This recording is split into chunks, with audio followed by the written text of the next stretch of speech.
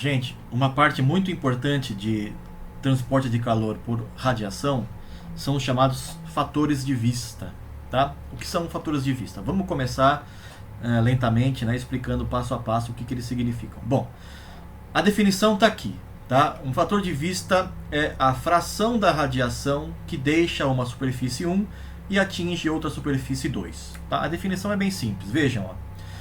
Eu tenho aqui uma superfície 1 e outra superfície que eu vou chamar de 2. Aqui tem um elementozinho de área dA1, ou seja, uma parte da superfície 1. Uma parte bem pequena, né? dA1. E na superfície 2 tem uma outra parte lá dela, uma regiãozinha dA2. Elas estão separadas por uma distância R, tá? Claro que depende da posição do dA1 e do dA2, né? Ao longo das superfícies 1 e 2. A normal às superfícies nesse ponto é a N1 e N2, tá? Ou seja, o vetor que aponta perpendicularmente à superfície neste ponto, né, é o N1, no outro ponto é o N2. E os ângulos que a normal faz, né, com esse vetor aqui, com esta linha R, né, é o θ1 na superfície 1, θ2 na superfície 2. Tá? Reparem que da superfície 1, né, por radiação, sai calor para todos os lados, né? A superfície 1 está emitindo energia, né, a 2 também. Mas esse calor está sendo emitido para todas as direções, em todas as direções, né, a partir da superfície. Apenas o calor que é emitido nesta direção aqui, na direção do R, chega na superfície 2 neste ponto exatamente.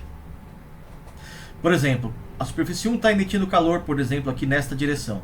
Nunca vai chegar na superfície 2 e nem neste ponto, né?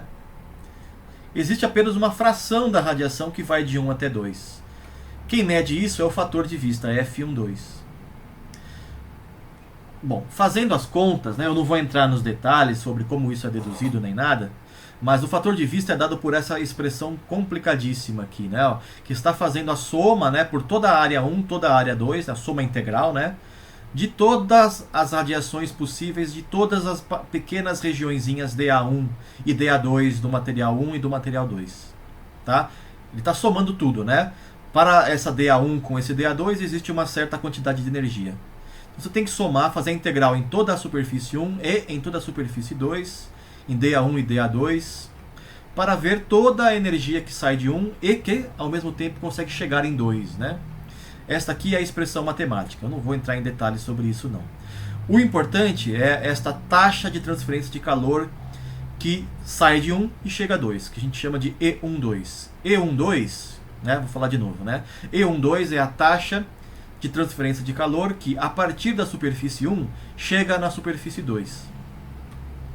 Ela é dada por esta expressão aqui, que é a radiosidade J1.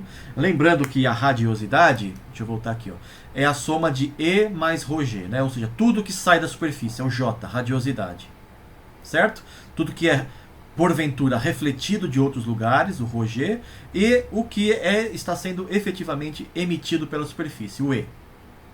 Então, ρg mais E é o J. É tudo o que sai de calor da superfície por radiação, J, né?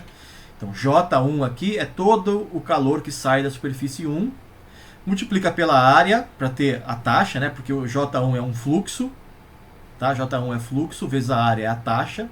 E aí você multiplica pela fração, né? F12, que chega a 2. Então, J1 vezes A1 é toda a taxa de transferência de calor que sai da superfície 1, para tudo quanto é lado. Se você multiplica por F12, é a fração dessa energia que chega na superfície 2. Tá? É só esse balanço de energia, né? J1, A1, F12 é a taxa de transferência de calor que, a partir da superfície 1, chega na superfície 2. J1 é a radiosidade da superfície 1, A1 é a área da superfície 1, e F12 é a fração da energia que sai de 1 e chega até 2. Tá bom? Vamos ver um exemplo bem simples. Tá? Depois eu volto aqui. Vamos ver um exemplo bem simples de um fator de vista, que é esse aqui, ó. A gente tem uma esfera dentro de outra, tá? Tem uma esfera pequena ali dentro, vermelhinha, tá? Chamando essa aqui vai ser a superfície 1. E 2 é uma outra esfera oca, tá? Que está aí ao redor da esfera 1. Tudo bem? A superfície externa da esfera 1, né, está emitindo calor em todas as direções. Perdão, todas as direções para fora, né, da esfera. Como a esfera é convexa, o calor emitido por 1 nunca chega nela mesma. Certo? Ou seja, o calor não consegue sair de 1 e voltar para 1. Né? O calor vai para fora e não volta mais. E todo esse calor que sai de 1 chega até 2. Tá? Então o que a gente tem aqui, o F11 é 0. Todo o calor que sai de 1 nunca chega ao próprio 1. Né? Então F1 seria a fração da energia que sai de 1 e chega no próprio 1, na mesma superfície. É 0 nesse caso. E como esse calor de 1 chega sempre até 2, o F12 é 1. Percebem? Né? A fração da energia que sai de 1 e chega até 2 é 1, ou seja, 100% da radiação que sai de 1 chega até 2. Tá? Esse é um exemplo bem simples. Depois, no outro vídeo, eu continuo aqui porque a gente precisa de mais alguns detalhes. Tá? Mas esse aqui, né, é um primeiro exemplo muito simples, que a gente não precisou nem fazer nenhuma conta. Na verdade, é só usar aqui a lógica, né? É só usar a visualização da figura e a cabeça. Certo? Como a superfície 2 aqui engloba toda a superfície 1, o calor de 1 tem que chegar lá nela, né? De 1 em 2. Agora reparem que o calor que está em 2, né? Pensem na área interna da esfera 2, a superfície interna. Ela também emite energia, né? Todos os objetos sempre estão emitindo energia. Então o 2 também. Tá? Então parte da energia de 2 chega até 1. Mas parte não, né? Parte sai de 2 e chega na própria superfície 2. Em outra posição, obviamente, né? Por exemplo, o calor que está aqui, ó, pode sair para cá e chega em 1. Mas também pode sair em outra direção e chegar até aqui, ó, por exemplo, né? Ó. E aqui chega na própria superfície 2, em outro ponto, em outra posição, mas na mesma superfície. Então o F22 é diferente de 0.